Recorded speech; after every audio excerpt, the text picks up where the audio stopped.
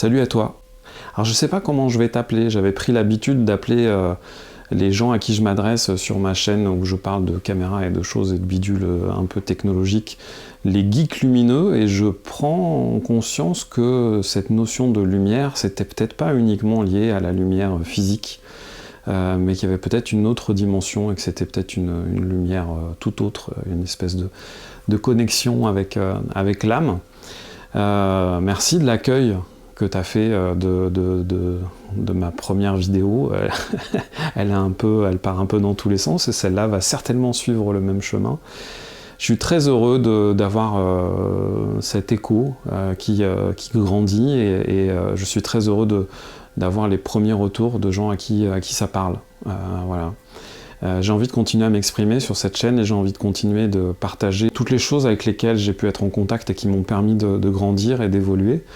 Depuis quelques années, je suis dans une période de ma vie où je sens que je grandis un peu tous les jours. Et je pense que ce qui est en train de se passer actuellement, c'est aussi destiné à nous faire grandir un peu tous. Et voilà, je t'invite à continuer ton chemin, à continuer ce parcours qui semble si particulier, si différent. Moi j'ai eu du mal au début, je me suis dit tiens c'est bizarre, je me sens happé par quelque chose, je me sens attiré, il y a vraiment une force qui m'accompagne, qui me pousse, qui me soutient. Et au début je me dis ah c'est parce que... Enfin j'avais plein de résistance et au final j'ai pris une décision en fait un jour, je me suis dit mais en fait tout ça, tout ce qui m'appelle c'est pas dangereux, ça peut pas être mauvais pour moi et bien au contraire. Alors il y a cette peur de l'inconnu que j'ai côtoyée de près, et j'ai fait beaucoup de résistance dans mon parcours et dans mon évolution personnelle. Et j'en fais encore aujourd'hui, au quotidien, je sens encore plein de résistance. Je sais maintenant pertinemment que ce chemin-là est totalement infini. Je sais que c'est quelque chose qui fait partie de moi maintenant, et que ce qui est chouette justement c'est le chemin, qu'il n'y a pas de destination, qu'il n'y a pas d'état final, que je ne vais pas toucher au Graal, que je ne vais pas devenir uniquement un être de lumière qui va être en gravitation ou en lévitation au-dessus de la Terre. J'ai assez rapidement compris qu'en fait que cet inconnu c'était peut-être une succession de jolies surprises et que si j'étais attiré vers tout ça, c'était peut-être que ça avait du sens et que ça allait m'aider à grandir. Donc voilà, je me suis positionné, j'ai adopté cette attitude d'accueil, d'accueillir à bras ouverts tout ce qui pouvait se présenter à moi, en partant du principe que ça faisait partie de mon évolution, ça faisait partie de mon chemin de vie, et que si c'était là en face de moi, c'est qu'il y avait une bonne raison, et que cette bonne raison, c'était juste que c'était destiné à me faire grandir. Donc quelles que soient les expériences, qu'elles soient positives ou négatives au moment où je les vis, je me dis qu'il y a toujours quelque chose de positif au final, et voilà, c'est comme ça que je fonctionne maintenant, c'est comme ça que je suis devenu beaucoup plus confiant dans tout ce qui se présente à moi. Dans les messages que j'avais envie de transmettre dans cette vidéo, je voulais revenir sur ce qui se passe et sur cette histoire de coronavirus et de cette espèce de confinement qui est pas facile à vivre, se retrouver au quotidien. Peut-être que vous êtes même dans des périodes de conflit avec votre famille, avec les êtres avec qui vous vivez au quotidien. Donc voilà, c'est clair que ça doit pas être évident pour tout le monde, mais profitez-en, c'est peut-être aussi une bonne période justement pour tirer les choses au clair, pour au contraire soit accepter le fait qu'il va falloir entrer dans une autre phase de votre vie et vous séparer, soit au contraire trouver les ressources et plonger un petit peu dans le champ des possibles de qu'est-ce qui peut se passer si justement on met les choses à plat et on discute. Partager ce qui nous fait peur, c'est quelque chose qui est ultra puissant. J'ai découvert ça il n'y a pas très longtemps et c'est vraiment quelque chose que je vous invite à faire les uns avec les autres dans toutes vos relations.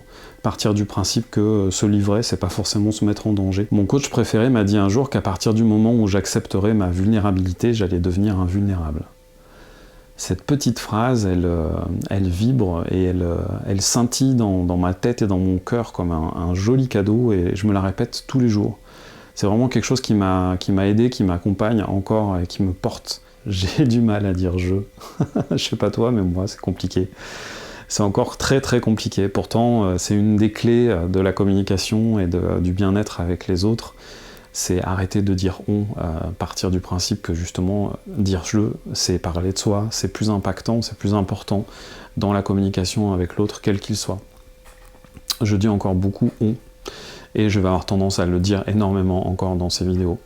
Je m'en excuse, voilà, je vous demande pardon au préalable pour ce petit truc qui... voilà, c'est pas encore facile, hein. Je suis pas encore guéri de tout, je suis pas un être supérieur, je me sens pas différent de toi, des gens que je croise dans la rue. J'ai juste pris conscience qu'il y avait peut-être un autre monde et une autre façon de voir la vie et de moins la subir. Voilà, donc je suis sur ce chemin-là, et c'est aussi en faisant ces vidéos que je t'invite à prendre cette route-là et ce chemin-là. Autre sujet que j'avais envie d'aborder, c'est l'importance de la méditation.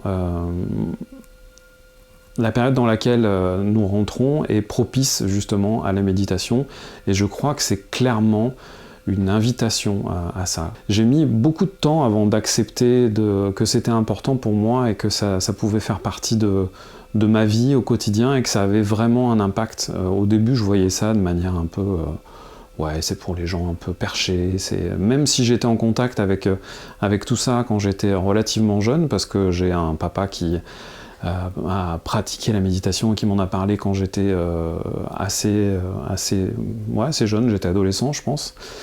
J'ai toujours vu ça d'un œil un peu amusé et distant. Et puis je me suis intéressé, je me suis dit, bon, c'est comme le reste, il faut que tu goûtes, il faut que tu accueilles ce truc-là. Si ça te tend les bras, c'est qu'il y a peut-être une raison. Et aujourd'hui, ça fait partie de moi. Alors, je médite pas encore au quotidien, il faudrait que j'y arrive, parce que je sens que c'est vraiment important, et je sens que ça a un impact très très bénéfique dans ma vie. Bah oui, ça m'apaise, c'est le premier truc, hein, ça m'évite de trop gamberger et d'être trop dans la peur. Et j'ai posé la question autour de moi à des gens qui m'ont un peu éclairé par rapport à ça. J'ai notamment, j'ai vu une vidéo il n'y a pas très longtemps, dans lequel, en fait, je sais plus quel grand maître disait que la méditation, en fait, c'était comparable à une douche. En fait, on se lave tous les jours parce que on a besoin de se nettoyer de la saleté, de ce qu'on ressent, de ce qu'on croise, de la pollution, des différentes activités. Voilà, vous touchez la terre, vous touchez des choses, vous avez envie de vous laver, et vous lavez le corps. La méditation, c'est se laver à l'intérieur, c'est se laver l'esprit, c'est se purifier. C'est quelque chose voilà, c'est une image que j'aime beaucoup. Et mon coach préféré, encore, pour ne pas le citer, un jour je lui ai posé la question, je lui ai dit, ouais, ma fille, à l'époque elle avait 16 ans, est-ce que... la grande, elle médite déjà, donc ça c'est cool, mais la petite, elle était un petit peu plus... je la sentais un petit peu plus réticente à tout ça, et je voulais l'inviter, je voulais qu'elle goûte un petit peu à ça pour... ben voilà, se faire une idée et décider après ce qu'elle voulait en faire. Et donc je lui ai proposé de venir avec moi à une méditation guidée. Et plusieurs fois, elle a refusé, elle avait forcément mieux à faire, elle avait des copines à voir, elle avait tout un tas de choses, enfin bref. Et donc j'ai demandé conseil à mon coach, et je lui ai dit comment tu fais toi, parce que je sais qu'il a un fils qui a à peu près le même âge, comment t'as fait, parce que je sais que lui, en fait, son fils, bah voilà, il s'est mis à la méditation. Il m'a dit, bah je lui ai pas proposé, en fait, je lui ai imposé la première fois. Je lui ai dit, bah voilà, c'est juste, tu goûtes, c'est comme un nouvel aliment que t'as pas l'habitude de manger, bah tu viens, tu goûtes, et puis après tu décides si ça te plaît ou pas, et si ça te plaît, t'en manges, si ça te plaît pas, t'en manges pas. Je dis, ok, là, jusque-là, d'accord, c'est un peu violent, mais ok, bon, d'accord. Et puis après, il me dit, je lui ai juste expliqué que bah, pour moi, ça faisait partie de mon hygiène de vie, et que c'était aussi essentiel à mon équilibre que le fait de me laver les dents le matin. Donc voilà, on en revient à l'idée de la douche que j'ai vue dans cette vidéo il n'y a pas très longtemps, de cette douche intérieure. Et je voudrais insister sur un truc qui est important, c'est la puissance de la portée de cet acte. Aujourd'hui, je pense que les méditations cumulées, associées, et toute l'énergie qui peut se dégager de tout ça, ce sont des choses qui peuvent nous aider à réparer le monde, à réparer la planète, et à sortir de cette crise qui est imposée par ce virus-là, qui nous effraie un petit peu plus au quotidien tous les jours. Donc voilà, je vous invite à méditer, à prendre ce temps. Il n'y a pas forcément de bonne méthode. Moi, je me suis beaucoup renseigné, j'ai hésité. On m'a parlé de la méditation de pleine conscience, on m'a parlé de différents courants issus de l'hindouisme, ces méditations un petit peu plus orientales. J'ai envie de dire qu'il y a autant de façons de méditer qu'il y a d'individus sur Terre. Moi, c'est juste un moment de calme où j'essaie de me centrer sur moi, sur ce que je ressens à l'intérieur et où j'essaie de faire taire mes pensées. Alors de temps en temps, je vais aller piquer des mantras que j'ai appris dans certaines pratiques. Il y a des jolis messages et des jolis trucs qui m'aident à me recentrer, à pas trop partir dans mes pensées quand j'ai les yeux fermés. Alors bien entendu, faire le vide, ça n'existe pas, hein. C'est un leurre. Même les plus grands yogis, les plus grands maîtres qui méditent pendant des heures, il y a toujours un moment où ils sont chopés par une pensée, ils le disent, ils l'avouent. Donc il y a beaucoup d'idées reçues, il y a beaucoup de fantasmes aussi sur la difficulté de méditer. Il n'y a pas de méditation réussie ou de méditation pas réussie. C'est comme le reste, c'est un entraînement et c'est pas mal si vous arrivez à vous accorder juste un petit instant, un quart d'heure, 20 minutes comme ça avec vous-même. C'est aussi efficace qu'une douche le matin, ça ouvre plein de choses, vous allez voir. Voilà, c'était une vidéo un petit peu en vrac, j'avais juste envie de vous apporter mon soutien, de vous apporter mon amour, de vous donner un petit peu d'énergie, un petit peu de mon sourire et de ma belle vision de ce qui est en train de se passer aujourd'hui, parce que ça vaut le coup de regarder aussi les choses positives qui pointent le bout de leur nez au travers de ces événements qui sont assez tragiques. Et je pense à tous ceux qui en chient, à tous ceux qui ont peur et tous ceux qui ont vraiment du mal à accepter tout ce qui se passe. Voilà, je pense à tout le monde et j'ai envie de vous dire, prenez soin de vous et likez, partagez et à bientôt pour une nouvelle vidéo.